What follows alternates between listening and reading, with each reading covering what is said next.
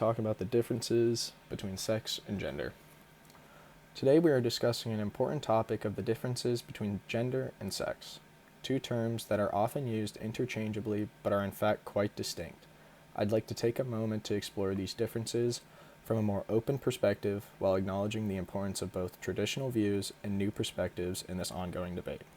Let's begin with sex, which refers to the biological differences between males and females. These differences are defined by our chromosomes. Typically, males have XY chromosomes and females have XX chromosomes. This is not just a theoretical concept, it's grounded in science. For instance, men generally have reproductive organs, while women have reproductive organs designed to produce sperm, while women have ovaries and a uterus designed for reproduction. These biological distinctions have long been the foundation of how we categorize people. From a traditional standpoint, this understanding of sex is pretty straightforward. It's been accepted for centuries, and it has shaped societal roles, laws, and even medical practices. The biological differences between men and women are seen as undeniable truths, and many conservatives believe that recognizing these differences is essential for maintaining a stable society and family structure. After all, it's hard to argue with the fact that male and female bodies are designed for different reproductive functions. However, it's important to acknowledge that sex is not always a perfectly clear-cut distinction. There are genetic conditions that can cause intersex traits, where individuals are born with biological characteristics that don't fit typical definitions of male or female. For example, some people are born with a mix of male and female genitalia, or they may have a chromosomal arrangement like XXY instead of the typical XX or XY. These are rare but real conditions that show that even in terms of biology, there is some level of variation that challenges the binary understanding of sex. While these genetic anomalies remind us that biology isn't always as black and white as we might think, I believe it's still important to recognize the general biological patterns that define male and female sex. That being said, people with intersex conditions often find themselves at the intersection of biology and gender identity, as they deserve understanding and respect as they navigate their personal journeys. Moving on to gender. This is where the conversation becomes more complex and I believe more nuanced. Gender refers to the roles, behaviors, and identities that society assigns to people based on their sex. In traditional societies, these roles were strictly defined. Men were expected to be providers and protectors, while women were seen as caregivers and homemakers. These roles were largely based on the biological differences between men and women, and in many ways they provided a clear structure for families and communities. However, over time, society has evolved, and many now argue that gender is not so rigid. More and more people today view gender as a social construct, a set of roles and behaviors that can change over time and across cultures. This perspective is championed by those who believe that gender should not be limited to a binary system of male and female, but should instead reflect the spectrum of human experience. Some people identify as non-binary, meaning their gender identity doesn't fit neatly into the categories of male or female. From a conservative viewpoint, this is where things get tricky. Traditionally, I believe that there's a strong connection between gender and biological sex. That is, men and women are generally best suited for different roles based on their biological characteristics, and these roles have served society well. However, I do understand that for many people, especially in today's world, gender identity is a deeply personal experience. It's clear that gender isn't as fixed for everyone as it might have seemed in the past, and I believe we need to acknowledge that.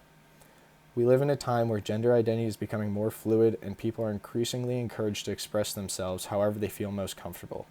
While I may have concerns about the implications of this, such as how it affects traditional family structures or how it impacts the fairness of gender-specific spaces like sports, I think it's important to respect individual experiences. After all, gender identity is deeply tied to how people feel and understand themselves. That's something we can't easily dismiss. Furthermore, recent research has shown that there is genetic and hormonal factors that can influence gender identity. For instance, some individuals may be born with a typical female body, but feel a deep sense of being male. Others may be born with male bodies, but experience a strong connection to femininity. Studies in neuroscience and genetics suggest that biological factors such as brain structure and prenatal hormone exposure might influence a person's gender identity. Genetic mishaps such as those mentioned earlier show that biological sex itself is not always perfectly binary, but we also need to consider that gender identity can be influenced by both biological factors and environmental influences. For example, individuals with a certain genetic conditions of hormonal imbalances may have experience of gender that don't align with their biological sex, and these experiences are real and valid.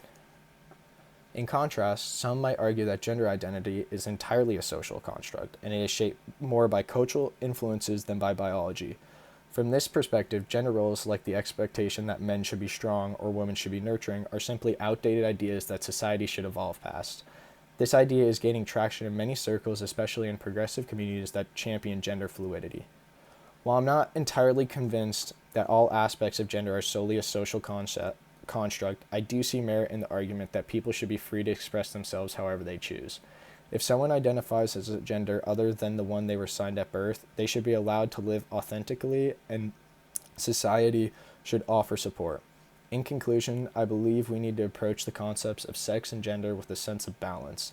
While sex is generally determined by biology, and we should recognize the clear and practical distinctions between male and females, gender is more complex and varies from person to person. The rise of non-binary and transgender identities show us that gender isn't always as fixed as it may once have seemed. At the same time, we must not lose sight of the fact that biological differences between the sexes continue to play a significant role in how we navigate the world. Ultimately, I think we can be open to new ideas about gender while still respecting the biological truths about sex. We should support people in expressing their gender identities, but we should also be mindful of how changes in gender roles might impact our society as a whole. And this genderbread person is something that I think is very important to my discussion, as it really describes how I feel how the world is evolving around right now. And for the questions I have is, given the biological differences between sexes, do you think society should continue to assign specific roles based on these differences, or should we move toward a more fluid approach to gender roles? And considering the growing recognition of non-binary and transgender identities, do you think the current legal and medical systems are equipped to accommodate this diversity? Thank you for listening to my discussion. Have a great rest of your guys' day.